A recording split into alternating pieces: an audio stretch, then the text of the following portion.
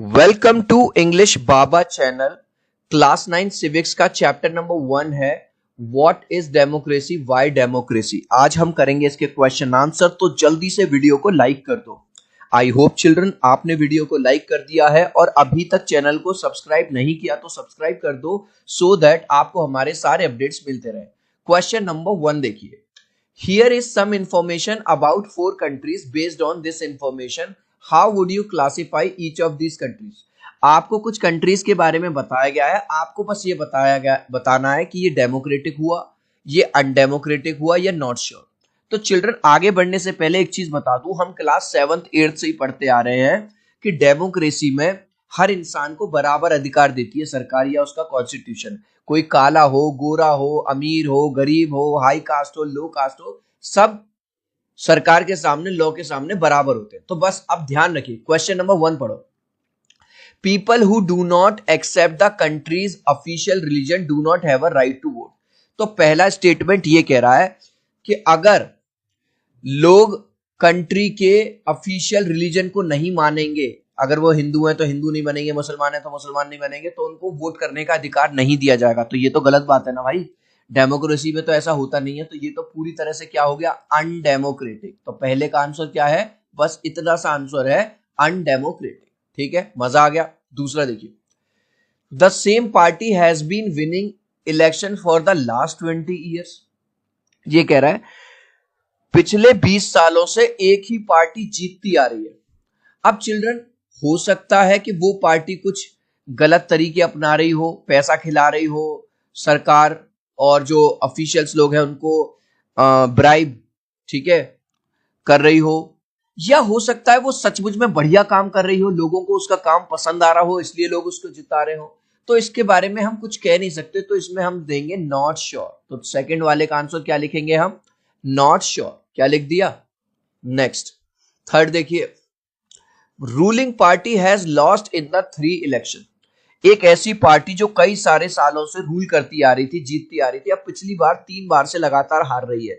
तो ये डेमोक्रेटिक है, अनडेमोक्रेटिक है। ये तो डेमोक्रेटिक है। यही तो डेमोक्रेसी की अच्छी बात है कि जरूरी नहीं है जो राजा चला आ रहा है वो ही राजा बना रहेगा। जब लोगों का मन करेगा किसी और सरकार को वो वोट दे सकते हैं। जैसे इंडिया की ही एग्जांपल लूं, इंडिया में आजादी के बाद से ही कांग्रेस का बोलबाला रहा। ठीक है, कांग्रेस कांग्रेस कांग्रेस कांग्रेस। लेकिन अब आप देखो पिछले 10-15 सालों से लोगों ने सरकार बदल दी, बीजेपी को ले आए। तो ये तो डेमोक्रेसी है। ये क्या है, डेमोक्रेटिक। थर्ड में क्या लिख देंगे आप, डेमोक्रेटिक। नेक्स्ट ऑप्शन देखिए, there is no independent election commission. भाई इलेक्शन कमीशन का काम क्या होता है, इलेक्शंस को फेयरली कंडक्ट करवाना, कोई गड़बड़ झोला ना हो। लेकिन वो कह रहा कोई इलेक्शन कमीशन है ही नहीं। तो भाई साहब ये तो अनडेमोक्रेटिक है, पूरी तरह से खराब बात है। तो इसमें आपको बस एक आंसर में, एक वर्ड में आंसर देना है, अनडेमोक्रेटिक। नेक्स्ट क्वेश्चन भी बिल्कुल सेम ही सेम है। इसमें भी आपको स्टेटमेंट दिया गया है, बस आपको ये बताना है ये स्टेटमेंट डेमोक्रेटिक हुआ, अनडेमोक्रेटिक हुआ या नॉट श्योर। पहला देखिए, the parliament can not pass a law about the army without consent of the chief of a army. अब ये कह रहा है कोई भी पार्लियामेंट जो है कोई लॉ नहीं बना सकती, सबसे पहले उसको आर्मी के चीफ से बात करना पड़ेगा। अरे भैया, अगर आप पार्लियामेंट आपने पढ़ा है तो पार्लियामेंट का मतलब ही होता है कि पार्लियामेंट क्या करेगी, रूल बनाएगी कंट्री के लिए। अब वो आर्मी के चीफ से थोड़ी ना पूछेगी।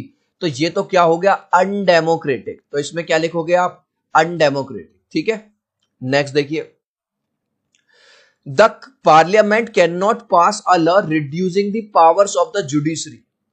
चिल्ड्रन हमने 3 वो पढ़े थे, लेजिस्लेटिव, एग्जीक्यूटिव और जुडिशरी। जुडिशरी जो होता है वो पूरी तरह से इंडिपेंडेंट होता है।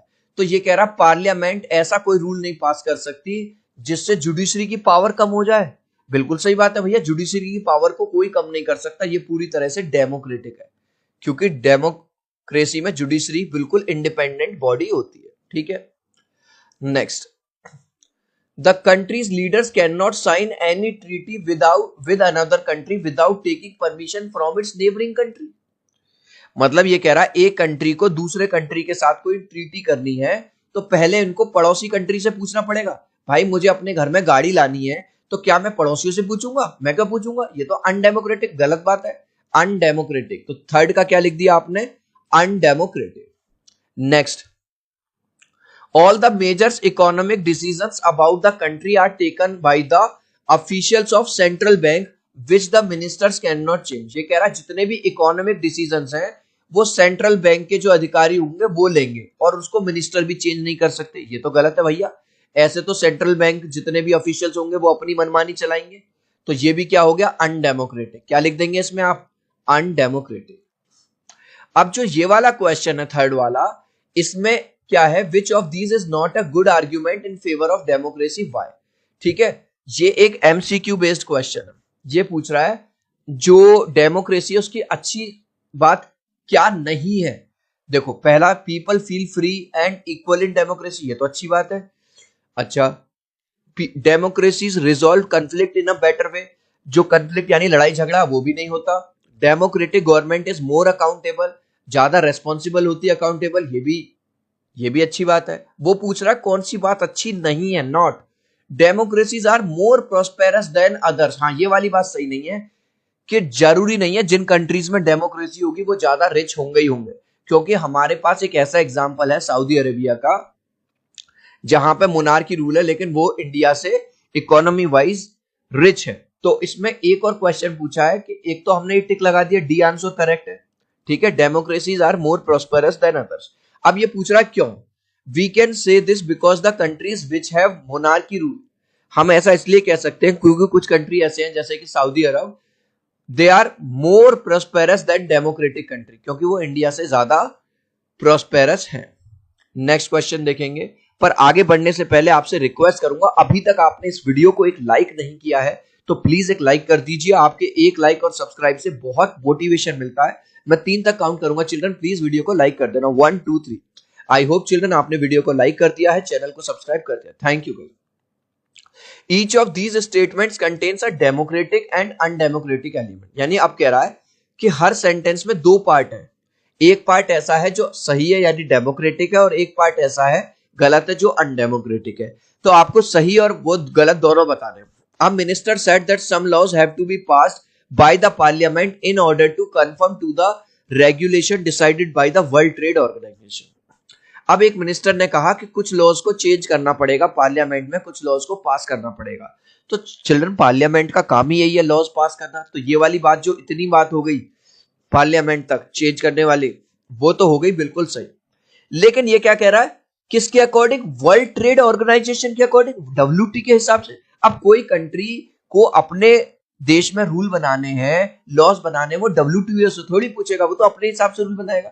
तो ये वाली बात अनडेमोक्रेटिक है। तो इसके आंसर में हम क्या लिखेंगे, देखो इसमें डेमोक्रेटिक बात क्या है, passing of the law by the parliament, जो लॉ पास कर रही है पार्लियामेंट वो तो डेमोक्रेटिक है। और अनडेमोक्रेटिक क्या है, conforming the regulation decided by the World Trade Organization. भाई वर्ल्ड ट्रेड ऑर्गेनाइजेशन की क्यों सुनेगा कोई कंट्री, ठीक है, वो ट्रेड के मामले में ही तो सुनेगा। अब दूसरा क्वेश्चन देखो, the election commission ordered repolling in a constituency.